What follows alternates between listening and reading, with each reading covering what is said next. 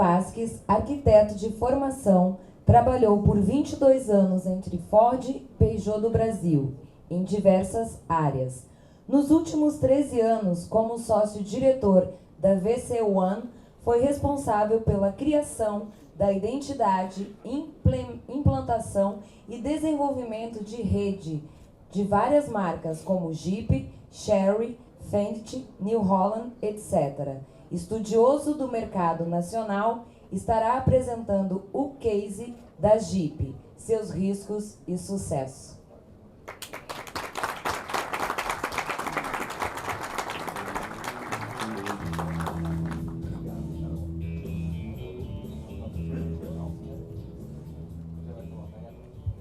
Alô, alô.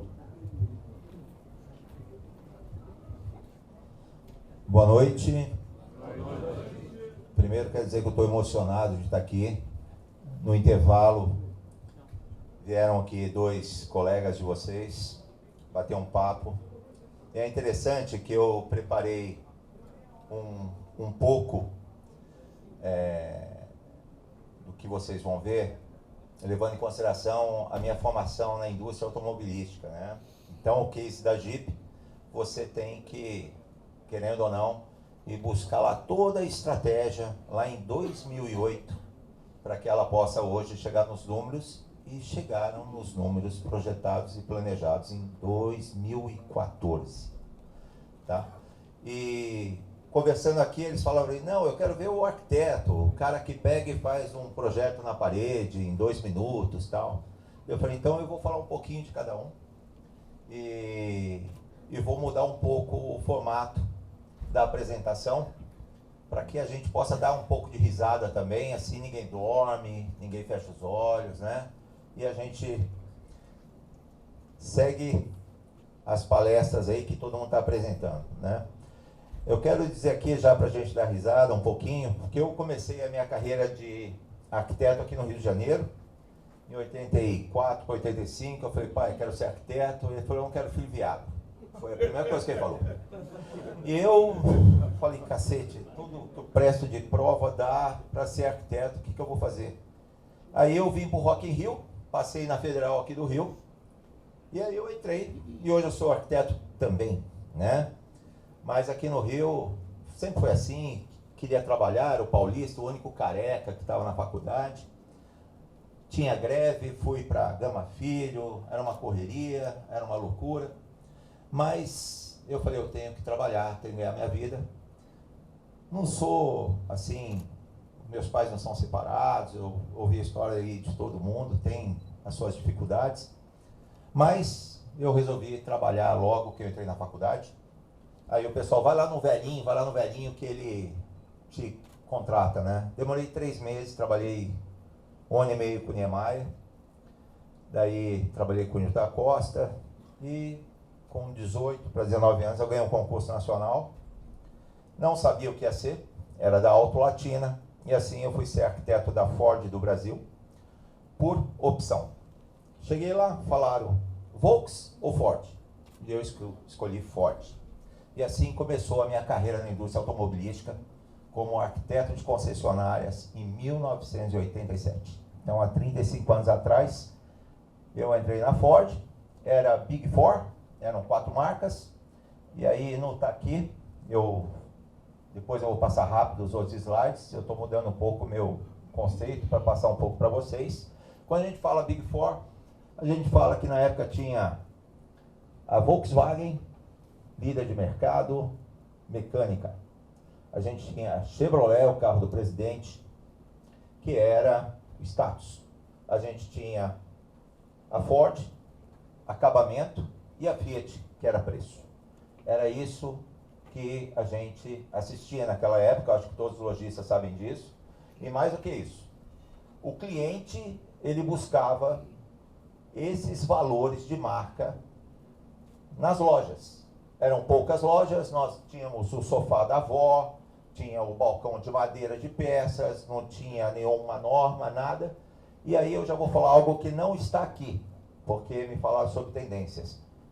Quem quebrou a maioria dos concessionários e que vão ser concorrentes de vocês, e se vocês não se prepararem, vocês vão se ferrar, tá? Porque os concessionários vão vir para o jogo contra os lojistas, foi o padrão. O padrão é quem criou o maior problema para a rede de concessionários no Brasil. Tá? Engessaram tudo, inclusive o último foi a parte de VD, venda direta, que engessou a margem. E a margem também do vendedor ou do consultor de vendas. E é com eles que vocês vão começar a vender o mesmo carro. Seja seminovo, usado ou tiozão. Que eu aprendi no grupo, né? Tiozão. Mas o Flávio se encontra depois de 22 anos. E aí vocês vão assistir um vídeo.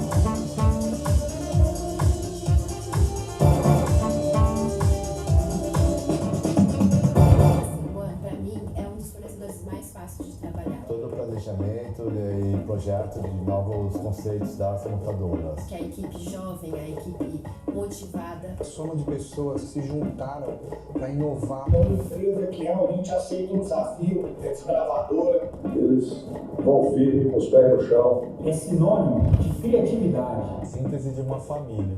São executivos, são agradáveis, são leves. Uma família que sabe trabalhar junto, que trabalha bem, que está evoluindo. Um orgulho de ter criado junto com o Fábio Vasco. Eu estar vivo, cara. Eu acordo e durmo pensando em ver se eu ando. A gente não tinha um caminho, não imaginava que ia dar, e hoje está crescendo verticalmente muito rápido, criando vários tentáculos aí. As empresas, uma trabalhando junto com a outra, como apoio, para que nós possamos atingir o objetivo com aquele fator surpresa ao cliente. Tem um atendimento premium, tem um atendimento diferenciado. Mas é através desta empresa em que eu realizo outros sonhos. Não só meus, mas também dos meus clientes.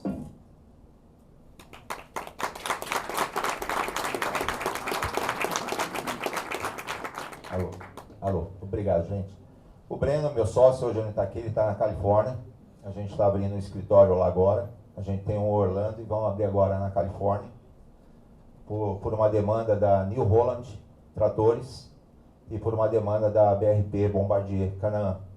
Então a gente está indo abrir mais um escritório nos Estados Unidos e a gente já atende toda a América Latina também de concessionárias. Nós também fazemos lojas de usados, seminovos e premium, ok? Não é somente concessionários. Esse é o lado do arquiteto. Hoje a gente está com 70 arquitetos em mesa, fazendo concessionárias. O ano passado o nosso número foi 520 projetos de concessionárias. Vocês devem imaginar, mas faz tanto assim? Faz.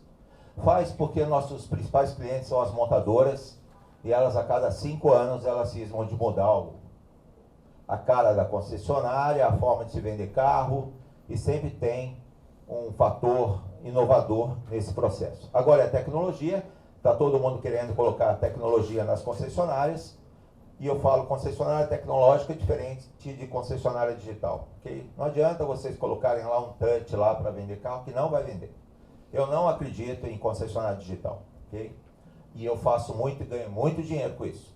Tá? Mas não acredito. Tá? Aqui a gente já praticamente passou no vídeo.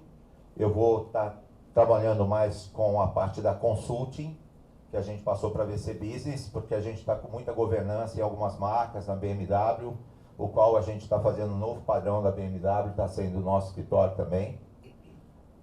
Veja, até uns 10 anos atrás, todos os projetos ou os padrões vinham de fora. Sempre foram assim. E recentemente a gente começou a desenvolver em casa, e é com muito orgulho que eu falo que nós já estamos fazendo os padrões novos das concessionárias. Hoje nós estamos fazendo, já tem algumas marcas que estão no forno, que eu não posso falar, mas talvez o que abriu mesmo as portas para nós foi a Jeep. E é com isso que eu quero conversar com vocês, que é sobre a Fiat com a Chrysler. Eu vou passar os slides um pouco mais rápido, porque ninguém quer ver números, para que eu possa depois, no final, bater um papo sobre como a gente pode arrumar a nossa loja para ficar melhor, para vender mais carros e tudo mais, tá bom?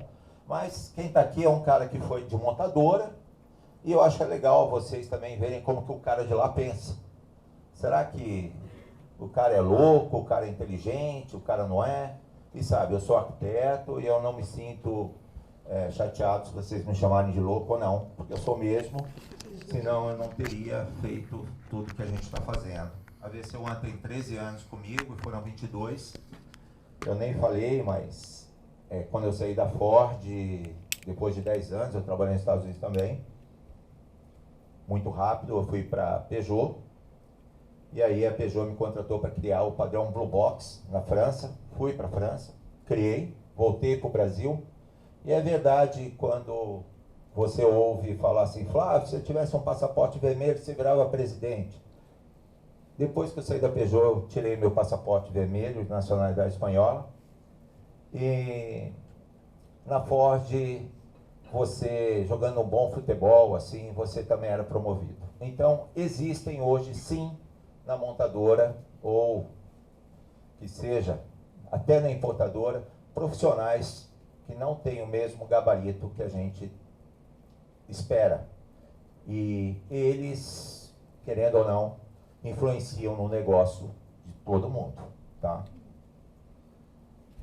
A Jeep começou em 2008, e eu vou ser bem rápido, é uma longa história, crise mundial, 2009, e em 2014 foi quando realmente a Fiat compra, através do Marchionni, compra por total a Chrysler, que nunca teve uma mãe, né?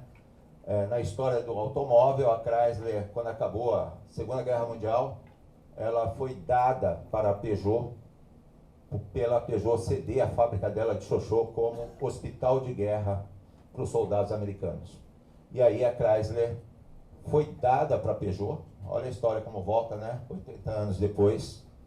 E aí se forma o conglomerado Talbot, que era Peugeot, Chrysler, e ela ganha a Citroën. A Citroën sempre foi a marca pobre, tá? Da Peugeot. E aí o Sérgio Habib, que está no grupo, ele, assim, estrategicamente, ele posiciona a Citroën como uma marca premium e vem para o Brasil. E passados aí seus 25 anos, tem que tomar uma decisão, porque tudo é global, a comunicação é global, e tem que fazer a inversão. A Peugeot, que é premium, e a Citroën, que é pobre. E aí, quebra-se a rede e faz parte. Faz parte.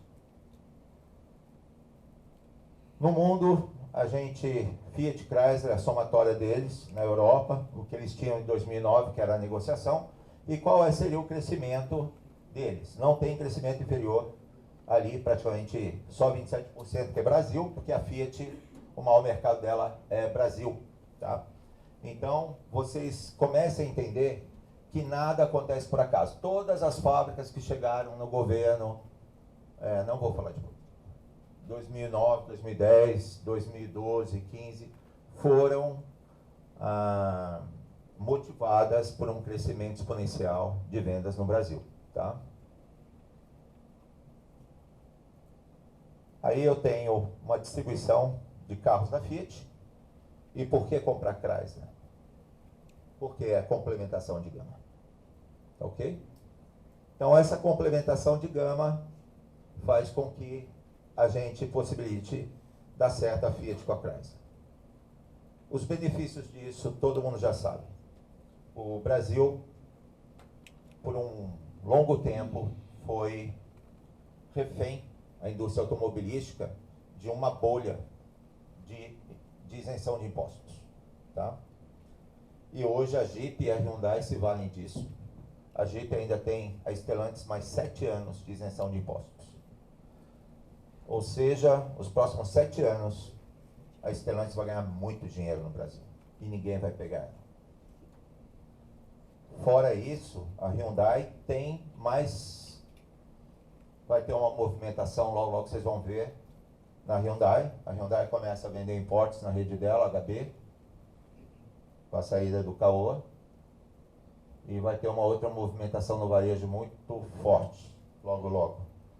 Mas ela tem isenção de impostos por mais 4 anos. Ok? Então são as duas marcas que vocês olharem o resultado do mês passado, vocês vão ver que em primeiro lugar pegou Fiat, segundo Toyota, terceiro Volkswagen, quarto Hyundai. Enfim, quem tem uma gama pequena de venda de produtos está se dando muito bem. E a Honda sempre batendo seus 4% de share. O que é isso? Quem tem um cardápio muito grande no Brasil vai se dar muito mal. Não é falta de componentes, ok? É a minha opinião, tá bom? É mudança de estratégia. Então, quem tem muito carro, a gama muito grande, o cardápio muito grande, tem que escolher. Volkswagen, Chevrolet e assim vai. Vão ter que reduzir. Veja que interessante, em 2012 eu tenho 7% de SUV no Brasil. A projeção foi de crescer o dobro. E como que ia ser feito isso para 2017, que seria o lançamento? Né? Você tem que olhar o mundo e ver as experiências dos outros mercados para saber se tem essa condição de dobrar a venda para que a gente possa trazer para o Brasil uma fábrica de carros, seja de picape ou de SUV. Para que vocês saibam, mês passado o SUV representou 50% de share. Ok? Ou seja, em 10 anos o mercado brasileiro mudou. E talvez vocês, nas lojas de vocês devem estar vendo também a mudança dos carros. E isso faz parte, esse estudo que eu estou mostrando aqui da indústria automobilística, vocês têm que fazer na loja de vocês também. Tá? Tá mudando o paladar do cliente, né? Aqui eu só estou querendo mostrar também de novo o reflexo das mudanças e como isso vai acontecer. Essa tela aqui agora vai ficar Quando se começa a fazer uma decisão, nós temos na indústria automobilística, no marketing, nós temos o departamento de produto.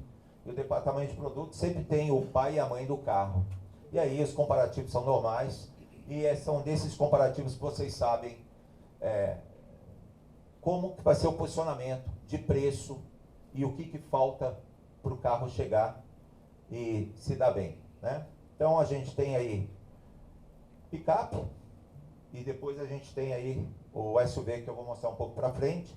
Isso aqui é só para que vocês tenham posicionamento de valores. Aonde que nós vamos estar colocando a picape entre o menor preço e o maior preço dos segmentos. E eu tenho o volume de veículos, 180 mil carros ali com ticket mais caro, 246 com ticket menos caro. E eu quero posicionar a picape ali. Quais são os atrativos que tem que ter nesse veículo? Eu não entendo nada de produto, viu, gente? Eu gosto de ter equipe e fazer acontecer. Eu tenho que fazer, realizar e pronto, é o que eu gosto, é entregar, tá? E vocês devem estar perguntando, Flávio, você, nessa época, você não estava mais na indústria automobilística. Por que você está mostrando isso em 2014? Porque nós fomos contratados para fazer toda a cara nova da Jeep.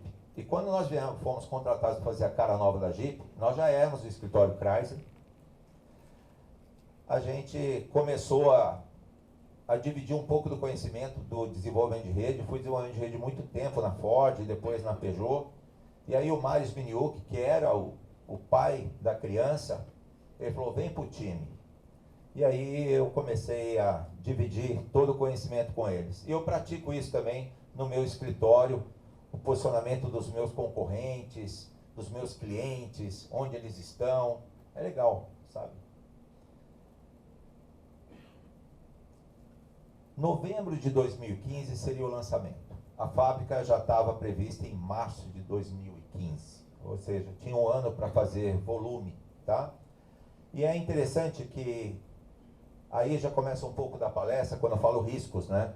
Quem ia imaginar que 2015 a 2022, isso é a projeção, não é o que está hoje. Mas se eu multiplicar os 5.400 o mês passado vezes 12, vai bater aqueles 68.300. E você fala, mas isso foi feito quando, Vasquez? Em 2014 foi feito esse gráfico. Não foi feito hoje para essa palestra. Foi feito em 2014, tá? E qual foi o risco de um governo mudar, de ter uma pandemia e da fábrica parar?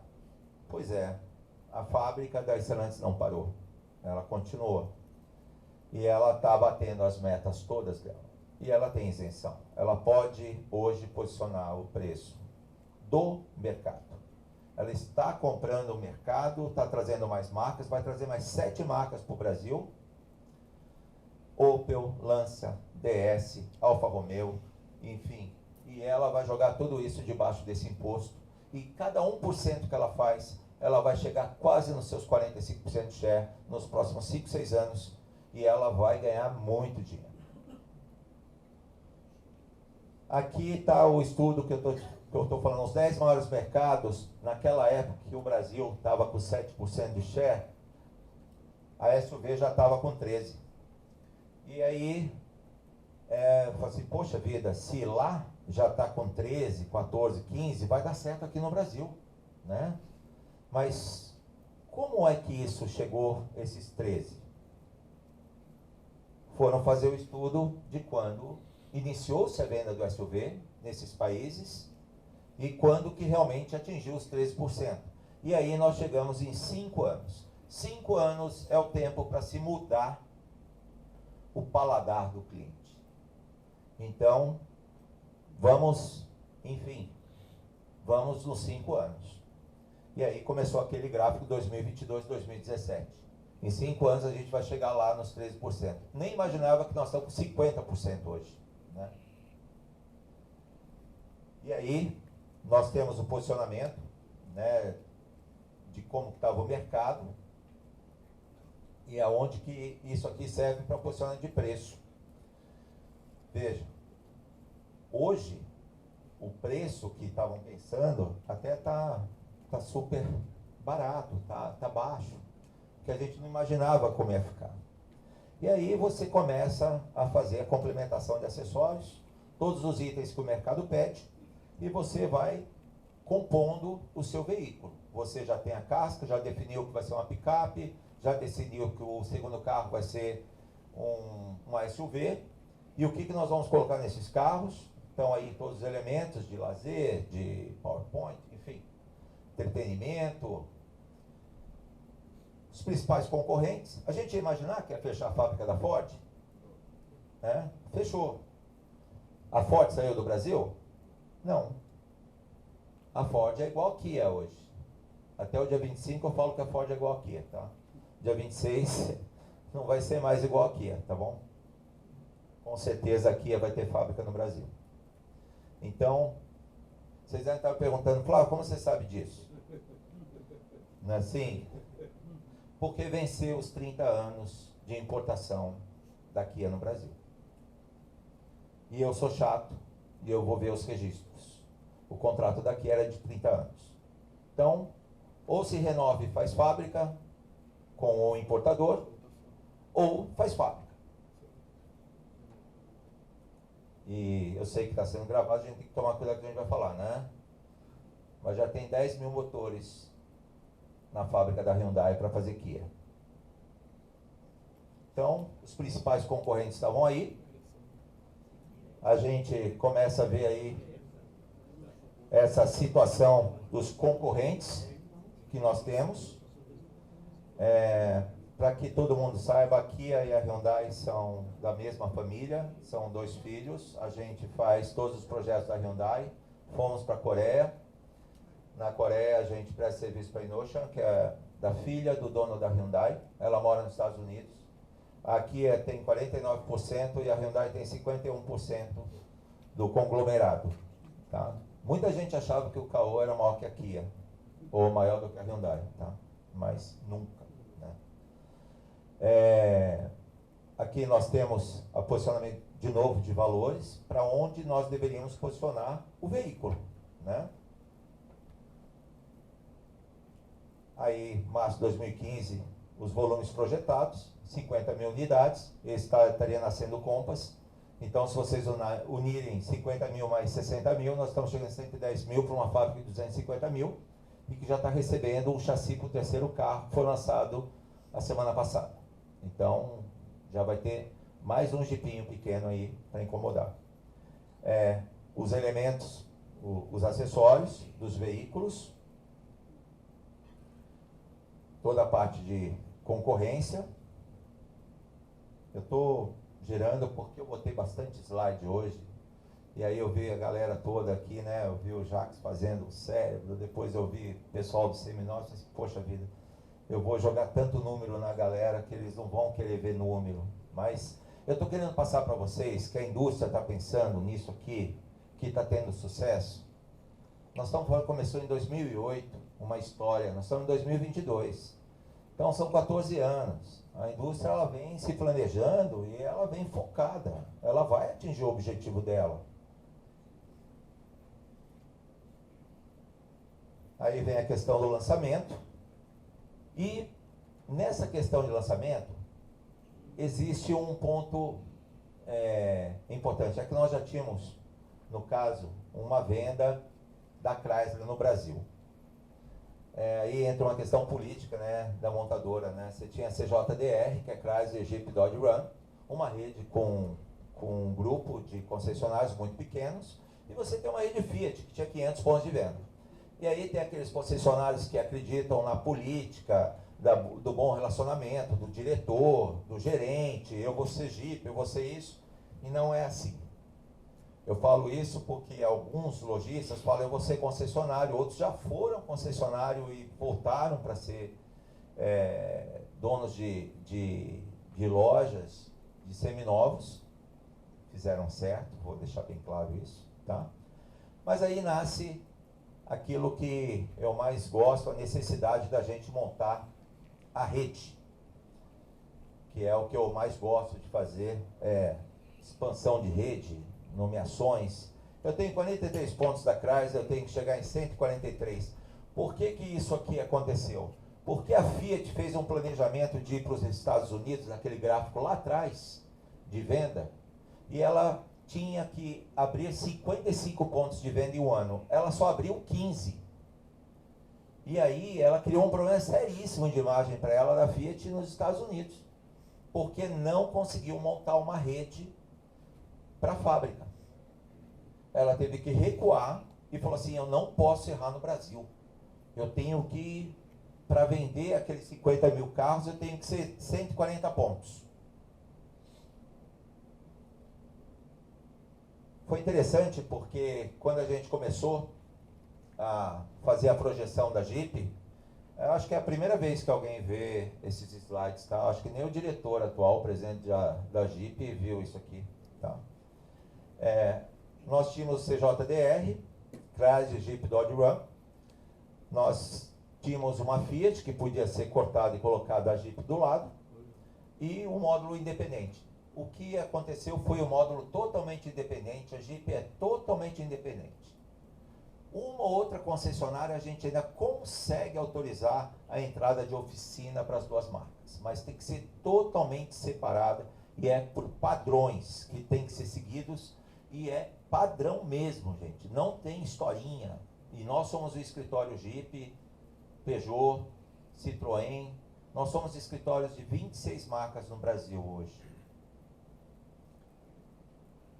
Esse aqui foi um dos primeiros croquis que nós fizemos num dia só. Eu puxei isso aqui ontem e coloquei, porque eu tomei uma porrada do diretor da Jeep na época.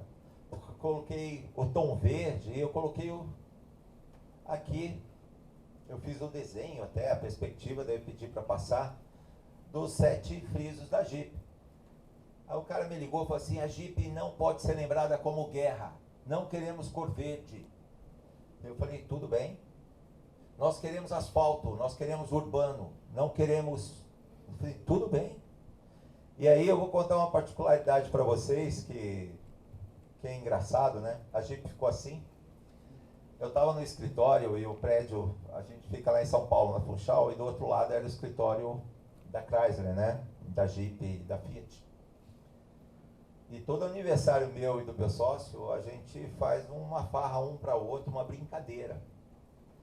E nesse dia, que era meu aniversário, ele resolveu fazer um parque de diversões no espaço do lado. A gente é louco mesmo. Ele comprou pula-pula, comprou um monte de coisa lá e colocou, cara, bebida. Aí eu cheguei, foi legal, todo escritório, todo mundo voltou. E eu fui no pula-pula, isso é verdade, gente. De repente, ele chega correndo lá, Flávio, sai daí, sai daí. Eu disse, o que foi, cara? O presidente da Jeep está chegando aqui. Eu falei assim, e aí? Quando eu viro assim, tava ele, tava mais um outro cara, mais uns 4, 5 segurantes, mais uns 10 baba-ovo, tudo atrás. E eu lá no pula-pula. E foi verdade, cara. E aí ele chegou, eu fui conversar com ele, e ele foi lá para conhecer o escritório que ia ser da Jeep, que era onde estava o pula-pula, né? Ele queria conhecer. E ele pegou um avião, chegou e fez, e ele falou, é esse o cara que eu quero mesmo. É esse aí, entendeu? E foi legal, porque a gente se deu muito bem com o escritório mundial, que fica em Miami uma parte, uma outra fica em Detroit, a gente se deu muito bem com eles. Quando a gente vai fazer uma... Estou sem relógio, não sei quanto tempo eu tenho, hein? Quando a gente vai fazer uma concorrência para a chegada dos concessionários, existe uma série de requisitos. Não é assim, poxa, eu tenho dinheiro, eu tenho isso, eu tenho aquilo, eu vendo 1000 Porsches e eu vou ser Porsche. Como aconteceu com o Tony lá em Goiânia. Eu vou ser Porsche? Não, não vai ser. Se a gente pediu no status de cobrança que tinha que ter uma concessionária, tem que ter uma concessionária. Não importa se ele era o maior vendedor ou não. Então, a gente exige localização, instalações, experiência, qualidade, performance, lucidez e tal. Tudo para acontecer, tá? Eu trouxe aqui até uma demonstração. Isso aqui é como é que é feito uma placa, por exemplo, aqui Espírito Santo. Como que é uma projeção, aonde vai ser o mercado, quantas concessionárias vão ter. Isso aí foi feito em 2015. Aí a gente tem um cronograma de implementação, que isso é feito à risca. Aí a gente tem um mapeamento do Brasil. Esse estudo de geomarketing nós fizemos sobre municípios acima de 200 mil habitantes com renda de acima de 20 salários mínimos, 2% da população. Foi isso que nós levamos em consideração para ser Redip. Tá? E aí deu esse mapeamento no Brasil e deu uma rede de 196 concessionários para serem feitos para o lançamento da Jeep. E nós fizemos 196 projetos, 196 instalações em um ano. Tá? Nós conseguimos. Inauguramos todos os pontos em um ano. Os Estados Unidos conseguiu fazer 50. Nós fizemos quase 200. tudo o que era exigido, e aí começa uma parte um pouco complicada para as redes, principalmente Fiat e Chrysler. Eu vou ser o Jeep. Acho que todo mundo já ouviu falar que o cara falou que ele ia ser Jeep. Não ia. Porque existe algumas métricas. Uma que nós queríamos que fossem dessas marcas. Tá? E isso aqui estava lá no 7 chaves. Chegava de outra marca, ele já estava em segundo colocado. Tá? Hoje eu estou colocando aqui aberto o que era a estratégia.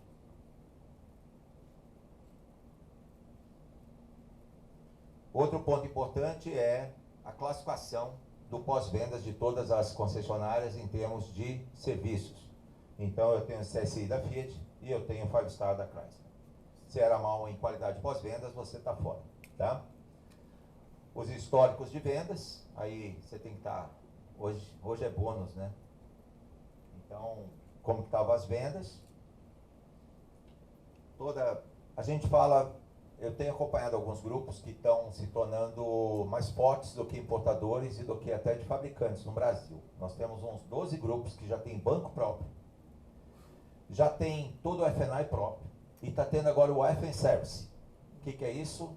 Já está transformando a oficina num negócio, que é o próximo passo. Eu estive em Dubai agora, Dubai já está assim. Você tem as concessionárias sediadas num local e os pós-vendas em outros locais. Se preparem que vocês vão sofrer ofertas para serem prestadores de serviços de franquias de oficina. E vocês vão se dar muito bem. Por que isso? Que eu estou falando quando eu falo banco FIDES ou financiamento? É porque vocês podem hoje procurar em bancos e alternativas. Eu tive outro dia com o Credive, se eu não me engano, o Credives, que faz toda a avaliação de todos os bancos em 30 segundos. Vocês já aplicam isso nas lojas de vocês ou não? Então saibam que existe hoje 3 sistemas que dá em menos de 1 minuto 7 bancos que aprovam. Tá? Tem o Credive, se eu não me engano. Credive é de Recife e está em quase todas as concessionárias de cima na área de motocicletas. E ele está chegando agora para automóveis. Está muito forte. Por que isso? Porque o Santander ele é muito rápido na avaliação. Porque ele só pega pelo CPF, né?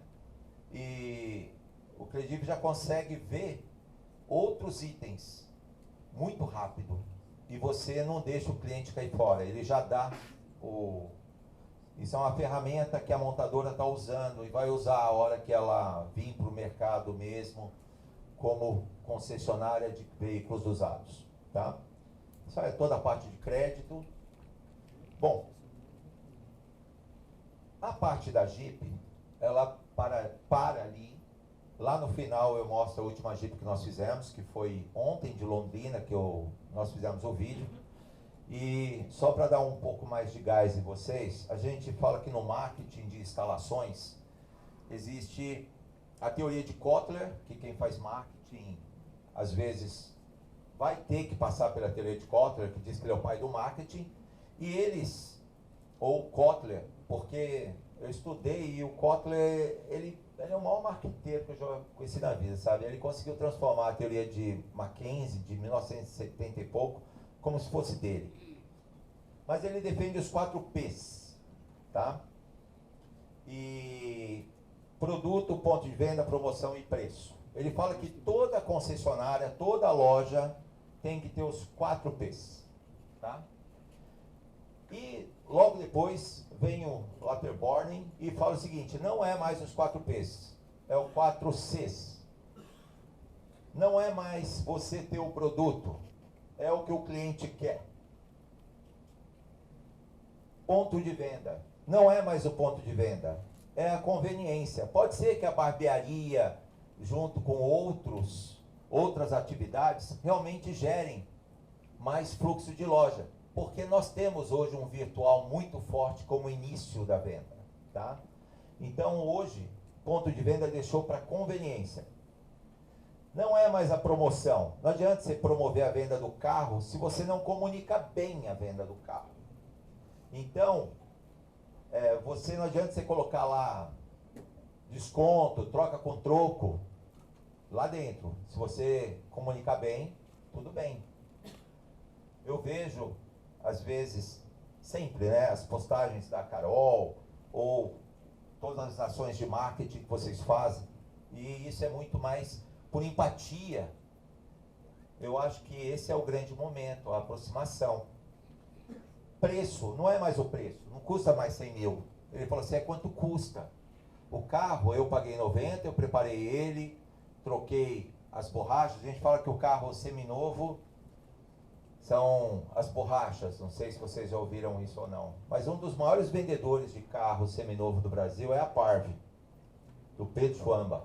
Eu aprendi com esse senhor, que eu admiro demais, e ele fala assim, Flávio, troca os pneus, que é que nem perna de mulher, tem que estar bem arrumado. Quando o cliente abre a porta, ele vai ver o volante, vai ver como é que chama? O quadro de porta, e aí ele vai ver o tapetezinho, os contatos. O câmbio já é excelência. E ele fala que a borracha é o cheiro de novo.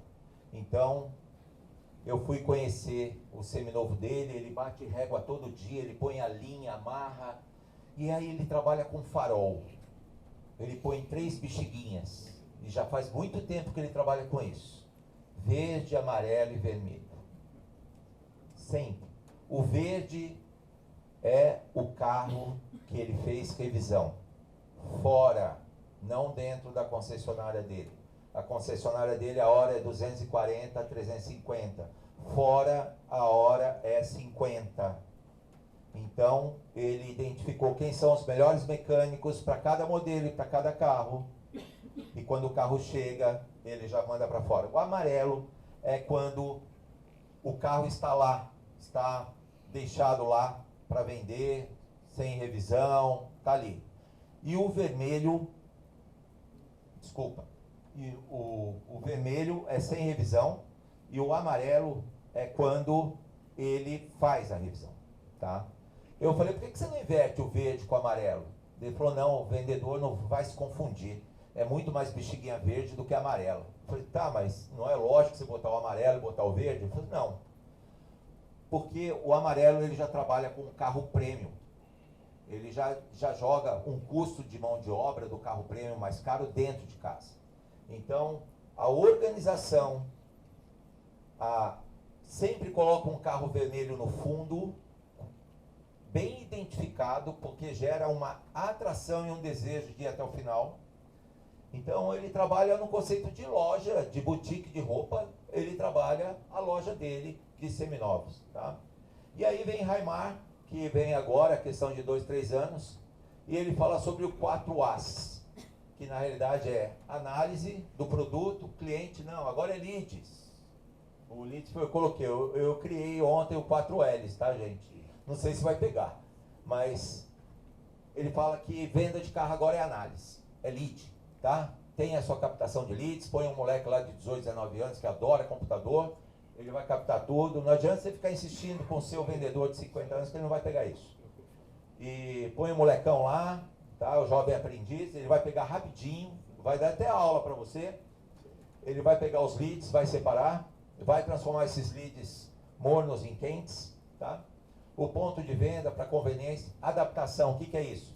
Poxa, eu tenho que adaptar minha loja, eu tenho que fazer o feirão, eu tenho que fazer, né, para o combate aí, eu tenho que, de repente, vender um carro que está parado há muito tempo, então eu vou adaptar a minha loja, não é mais como está sempre vai ser adaptativa.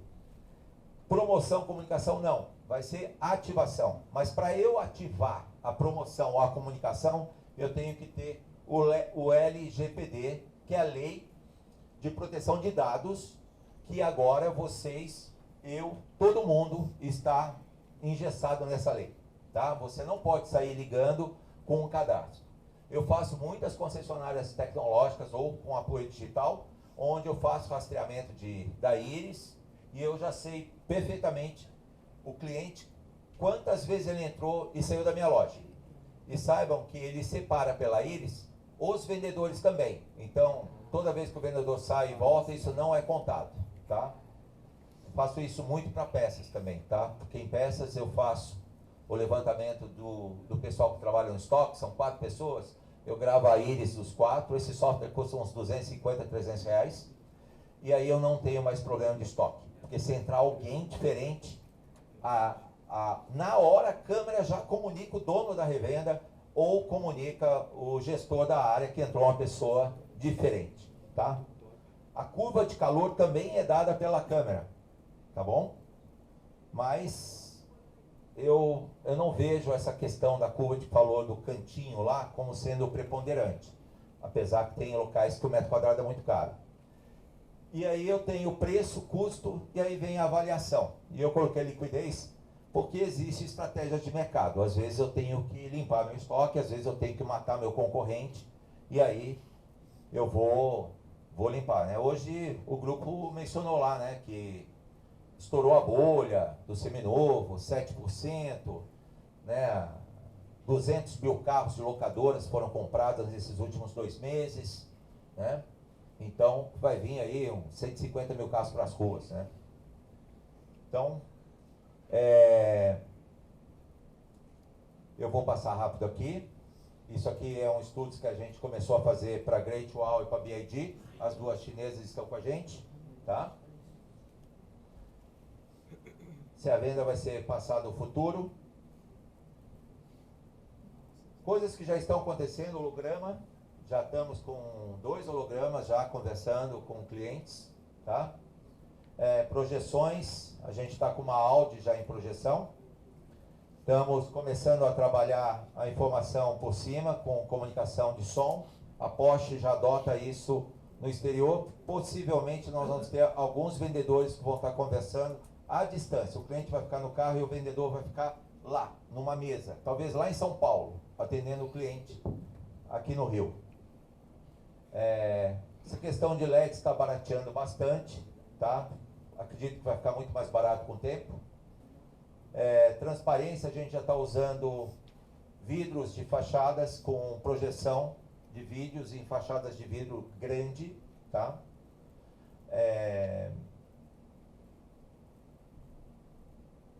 Alguns elementos que a gente quer chamar de destaque. Eu tive agora em Israel, semana passada estava em Israel, e eu vi muito isso. Eu fui fazer uma palestra para New Holland, e eu quero deixar alguns dados. Comecem a vender seminovos também, trator. Ponha um na loja, tá? Não sei se vocês sabem quantas lojas de trator tem no Brasil, mas tem mais do que de automóveis, tá bom? Tem 400 New Holland, 520 Verdinha, John Deere, 720 entre Massey e Valtra, tá bom? Vocês não imaginam isso, né? Temos 1.100 pontos de Honda Motos, mais 2.000 pontos que são irregulares. E nós estamos com um Big Two, que é Honda e Yamaha. Nós vamos receber umas 30 marcas de motocicletas nos próximos 2, 3 anos. Só vão sobreviver 3 ou 4, tá bom? Isso aqui é um conceito da Hyundai, vocês podem ver pela ranhura. A gente já está separando o prêmio do básico, mesas. Enfim, eu quis mostrar um pouco para vocês que caminhos de LED, por sensor, tá? A gente vai começar a trabalhar a temperatura das pessoas, nós vamos começar a trabalhar ar-condicionado de negociação a 22 graus, temperatura de avião, aumenta a permanência, e local dos carros a 26 graus. Vamos começar a trabalhar carpete debaixo da mesa dos vendedores, porque descansa os pés e aumenta em 30% o tempo de permanência. Vamos começar a trabalhar cadeiras mais econômicas sem suador, porque o suador faz com que o cliente saia também. Vamos tirar mesas de granito, porque o granito está a 6, 7 graus a pedra com ar-condicionado, e você está com o seu corpinho a 35, você se afasta da venda. Então, a venda também tem essas particularidades, né? A gente tem que começar a ter estratégias de conduzir o cliente para a venda, né? Façam fluxos comerciais nas suas concessionárias. São experiências que a gente vai criando para o cliente. Isso aí é um elemento que a gente fez que era de café. Isso aqui foi a concessionária no padrão novo da Jeep, que nós fizemos ontem, eu encerro aqui. Fizemos para Londrina. Esse é o novo padrão da Jeep. Vai ser a primeira loja, vai ser inaugurada daqui a 2 meses. Daí ontem saiu do forno e disse, eu vou mostrar para eles. Mas não tem problema? Sim, deixa ter problema. Toda vez que eu faço um Insta, que eu faço alguma coisa, o meu sócio me liga e fala, Flávio, pelo amor de Deus, você está arrumando mais problema.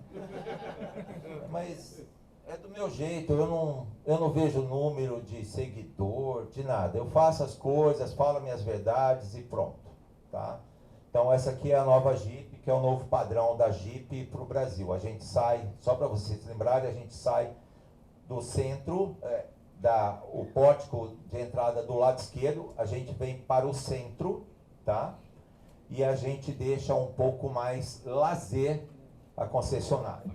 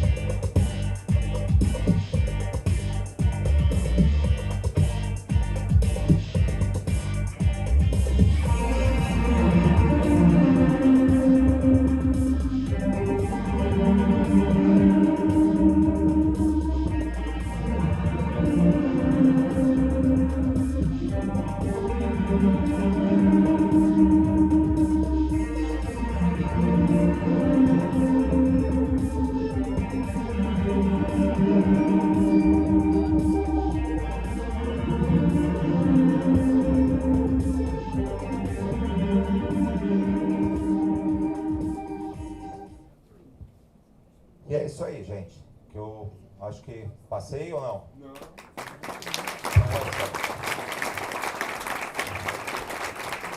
Flávio, muito obrigado por compartilhar toda essa experiência, por trazer toda essa bagagem. Antes de começar, tiveram umas 2, 3 pessoas que chegaram para mim e perguntaram assim, um arquiteto? E eu acho que agora não precisa nem falar, né? Já está respondido. E tem uma coisa que eu sempre falo em cursos e que é o ouro para quem trabalha principalmente com usados e seminovos, que é o seguinte, eu sempre falo, se espera na concessionária. E aí eles falam assim, não, mas a concessionária trabalha do jeito... Gente, uma concessionária, olha o que o Flávio mostrou aqui nessa aula que ele deu. Tudo é pensado nos mínimos detalhes e com anos de antecedência. Então você está lá, vou pegar o que você falou aqui, que eu achei fantástico. A mesa não pode ser de granito, o carpete tem que estar acolhedor, ou seja, tudo que está lá foi pensado. E aí se a gente pega o mercado de seminovos, o mercado de usados, e você se espelha nisso, ou seja, você está pegando toda uma bagagem, tá? Que uma montadora passou anos investindo milhões ou até bilhões para chegar num conceito. E muitas vezes você pode chegar lá e pegar aquilo e replicar isso na sua loja. Já parou para pensar nisso? Eu quero até... Desculpa, eu vou só mostrar um negocinho aqui para vocês. A Bíblia, para uns, pode ser... Foi até legal falar em Bíblia aqui, porque eu estava em Jerusalém semana passada, fui lá agradecer algumas coisas e fui uma palestrinha para New York. Mas a Bíblia no setor automobilístico é isso aqui. É a Lei Ferrari. Tá? Esse livrinho aqui, de 80 páginas, tá? Que muita gente conhece pelo número, né? Que é a 6729, ela é quem arbitra as relações de como você abre uma concessionária, fecha uma concessionária, qual é a distância que tem uma da outra, quais são as indenizações, quanto tempo, enfim. Isso aqui faz quase 40 anos que define a vida de um concessionário. Tá? A única coisa que muda isso daqui são as associações. A associação de marca dos concessionários, ela é muito forte, que está muito carente. E eu até conversei com o Andretta, meu amigo Andretta, frequenta a casa dele, que é o presidente da FenaBrave, e eu falei para ele do evento, né? E ele está cuidando do evento da FenaBrave. Se tiver uma união das lojas, porque eu falo concessionário toda hora, porque imagina, 35 anos falando isso, né? Mas a concessão ou poder concedente está acabando com as concessionárias. E cada vez mais a gente está assistindo a essa possibilidade realmente acontecer. Porque o Brasil é um dos poucos países que ainda está com essa lei, né? E se fizer um trabalho como foi feito hoje, porque eu vejo que isso aqui foi uma sementinha que foi plantada, né? Vocês plantaram essa sementinha, isso está registrado, isso vai estar em rede social, vai estar em todo lugar, que nasceu um agrupamento de pessoas que vivem do automóvel na comercialização séria, justa, que alimentam suas famílias. E o que está acontecendo é que essa união, e ainda mais regionalizada, ela vai trazer muitos frutos. Que as associações, elas não nascem para extorquir dinheiro, nada disso, como a gente pensa aí, sindicalizados, né?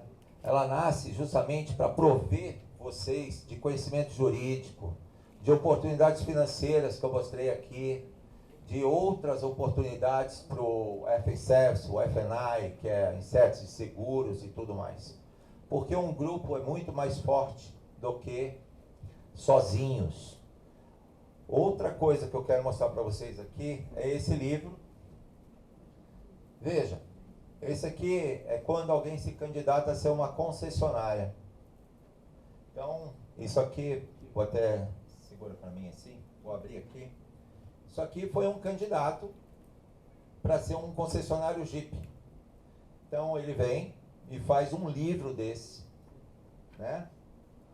Me coloca toda a história dele, a vida dele, todas as vendas, tudo. E faz um bid, um business plan. E chega lá na montadora, no caso aqui vocês já estão vendo que é Salvador, né?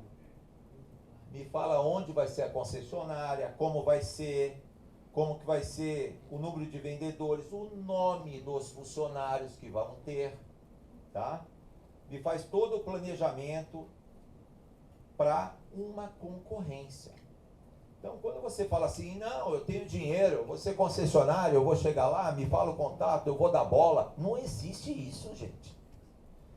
Vocês têm que vir com uma base profissional forte, porque vocês, cada vez mais, vocês vão estar tendo que se profissionalizar. A montadora, a concessionária que seja, ela até a pandemia, ela não respeitava tanto o mercado de seminovos. Ela era um repassador. E agora ela veio para o jogo, ela gostou. Ela vai diminuir o showroom de novos, vai meter os carros lá no vidrão, com ar-condicionado, com todas as técnicas, entendeu? E ela vai concorrer com você do lado. Então, a gente tem que realmente prover disso. É isso que é legal, o evento. É a gente vir aqui, participar, aprender, conhecer e ver quem pratica, né, esses movimentos de guerra numa concessionária, né, para vender. Tem que fazer nos seminovos? Por que não? Lógico, né? Então, o que eu quero dizer é o seguinte, que cada vez mais a gente tem que estudar mais, profissionalizar mais, viajar mais. Viagem. Entendeu? Foi legal vir aqui? Foi legal vir com a esposa? Foi, que ótimo, vamos para a próxima. Porque é conhecimento. E é o conhecimento que vai fazer vocês venderem mais. A gente viu as histórias de sucesso aqui, mas nessas histórias sempre teve e um pouco além o conhecimento, tá? Eu só queria mostrar esse livro porque quando vocês quiserem ser Conceito não é porque eu faço esses livros, não. Tem vários. Tem gente que quer ser Nissan, tem gente que quer ser Jeep. Eles já se preparam com antecedência. Nem abriu a praça, vai abrir daqui a 2 anos, eles já se preparam, tá? E um manual de especificação técnica, esse é da Mercedes, como nós que fizemos, a gente faz a América toda e o Brasil. É uma caixa dessa, tem especificações técnicas, tem a cadeirinha que custa R$8.000, entendeu? Quer ser? Vai ter que pagar, faz parte. Entendeu? É a regra. Infelizmente é a regra, tá? Fantástico. Flávio, vou pegar um gancho, sem ter nada combinado, muito pelo contrário, mas olha como é que as coisas vão se interconectando. Amanhã, nós teremos aqui uma mesa de debate, justamente o quê? Das associações de revendas. Então, ou seja, você já trouxe um tema que a gente vai debater amanhã, e aí eu já estou tendo umas ideias. Porque, por exemplo, amanhã na mesa nós vamos fazer várias perguntas. Mas por que não até as próprias associações começarem a prover o mercado para seus associados de padrões? Muitas vezes isso. Como que é um layout?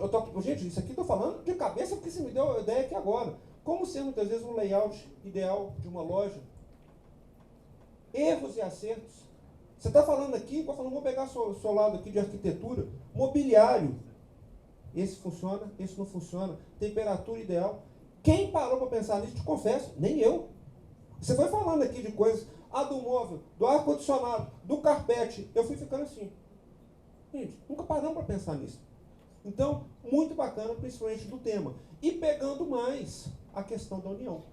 Então você vê, olha o poder de associações. Gerson pediu a palavra, a gente dá a palavra. Não, vamos lá. Olha só. Flávio, vocês deram para ter só uma pontinha do que representa uma dessas pessoas que estiveram aqui em cima. O Flávio, estamos aqui do lado dele. Eu converso muito com o Flávio, né, Flávio? A gente conversa porque eu quero aprender, né? Para a gente compartilhar, também não adianta aprender e guardar, né? Para a gente tem que compartilhar com mais dos nossos para que isso se propague. E uma das coisas que eu converso com o Flávio, por que as lojas multimarcas também não podem ter um padrão? Não seria, né, as associações, né, esses provedores, né, de um padrão, tanto quanto os concessionários seguem essas diretrizes das montadoras, né, e as associações assumirem esse papel, não só que eu falo aqui, tá, Glênio, que está aqui o Glênio, está o Marcelo, tem outros presidentes de associações Paulo aqui. Souza está aqui. Porque é padrão de tudo, padrão jurídico, padrão de documento igual para todos. Isso através de departamentos, um departamento jurídico que atenda uma documentação igual no Rio de Janeiro, igual em São Paulo, igual em Minas, para que todo mundo trabalhe com padrão. E você é uma pessoa, cara, você tem, acho que essa missão, talvez. Eu estou colocando até uma bronca aqui para você, entendeu? Para você segurar, porque eu acho que a hora que você fizer a primeira loja com esse mesmo padrão que você utiliza em concessionário, eu tenho certeza que muitos de vocês vão querer fazer. Eu tenho feito algumas lojas de seminópolis. Fiz até uma em Uberlândia, não sei se tem alguém de Uberlândia aqui ou não. Eu fiz para o Thiago lá da Actra, que era a... Ele tá aí ou não? Não, né? Que era De Pascoal. E quando eu conversei com o Thiago, ele falou assim, poxa vida, eu vou sair de uma rua aqui de Uberlândia que está cheio de lojas e eu vou lá para De Pascoal. Como é que vai ser? Eu falei, primeira coisa, nós vamos pintar essa loja de preto, porque a gente já vai caracterizar a sua loja como premium, preto, que é a marca das lojas premium, é a cor preta. E aí nós estamos conversando e a gente chega até na saída de fuga do lojista. Porque, infelizmente, muitas vezes a informalidade traz a insegurança. Então, às vezes o cara vem, quer pagar com Rolex, passa 5 minutos, chega o cara mal armado e me dá o Rolex, né? Então a gente faz saída de fuga, visão, a distância, controle de placa de quem para, a gente já põe câmera hoje nas placas marcadas com o Detran, já saber quem é que está parando. Tudo com saída de fuga. Mas o que mais buscam em lojas de seminovos é a concentração dos amigos. Então, cada vez mais eu tenho visto choperia, uns balcões assim muito legais, uns espaços de conveniência, de concentração, sabe? Isso é o que eu tenho visto. Uma iluminação perfeita para o carro, uma área de tiragem de fotos. Veja, a cara de vocês começa na web. A venda começa na web. Se você não tiver uma boa imagem do seu produto e marcada sempre, alguém vai pegar a tua imagem, vai mudar e vai falar que ele que está vendendo seu carro. Então a gente já tem hoje umas dicas de um adesivinho, de uns frisos, porque todo mundo olha aquela foto e diz assim, não, essa é dessa loja. Ele não muda a foto dele, o Thiago lá em Uberlândia, a gente já deixa o local de tiragem de fotos com 1.500 lumens lá para ele.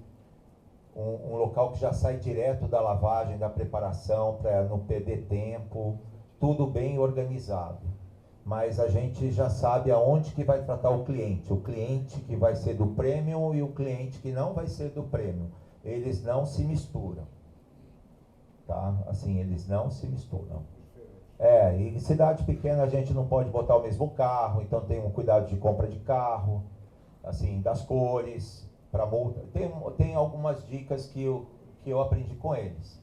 A marcação dos carros separados por família, carros de cidade, carros de rural, carros de família. Os carros de família a gente já coloca uma mesa redonda e um espacinho kids, porque a gente sabe que vai vir a grávida. Então a gente já sabe que ela vai ficar no local que não é pontudo e já tem o local para criancinha ou para o bebezinho ficar no final de semana. Então, são dicas que a gente vai fazendo para o lojista, entendeu? Muito bom, Flávio. Outra coisa, eu vou dar uma dica aí, quem quiser anotar, segue o Flávio Vasques no Instagram. Eu sigo ele até no LinkedIn, né? Onde eu acho que você tem mais, tem mais força, né? E os vídeos dele são fantásticos, vale muito a pena no Instagram. Como é que é o Instagram, Flávio? Nem eu sei direito, porque eu não uso, tá? Mas é Flávio F. Vasques, porque eu não lido muito com esse negócio de rede social. Mas se vocês entrarem agora, eu vou tomar uma vaia, eu botei o vídeo do Corinthians lá, eu indo no jogo do Corinthians. Então, né, desculpa aí os flamenguistas, né, mas não sei nem se eles vão pro final, nós vamos, né? Então, assim, eu botei do Corinthians, né? Mas podem seguir, eu falo algumas verdades, eu sei que eu tenho que tomar um pouco de cuidado. A verdade tem preço, mas acho que vale muitas vezes o preço. Bom, e lamento pelo teu Corinthians, que é o meu Fluminense que vai jogar contigo. E o Fluminense costuma surpreender. É um time muito chato, né? E, Bruno, eu vou passar a bola aqui para vocês. Acho que a gente tem mais uma palestra. E eu cutuquei, né? No grupo, eles sabem que eu provoco mesmo. Eu perturbo todo mundo desde cedo.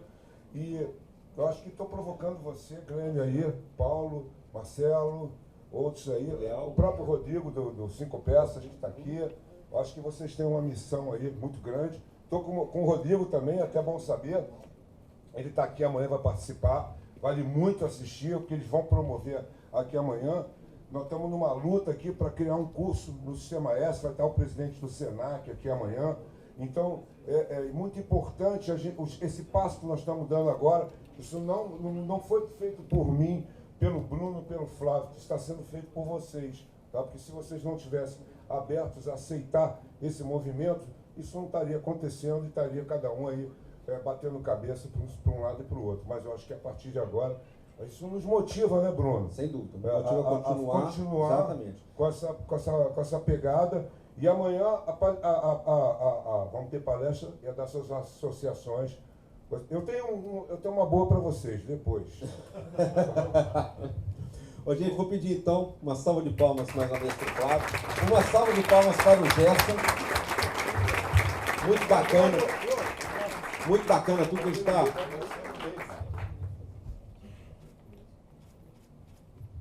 Show de bola. Ó, e quem quiser seguir também, a Casal Brasil, não por causa de mim, por causa da Carol. Carol manda muito, né? Ela eu faz acho muita que todo mundo aqui já segue. A Casal Brasil e a Carol manda bem. Você quer dar algum recado, Carol? Eu quero ser Então tá bom. Ah.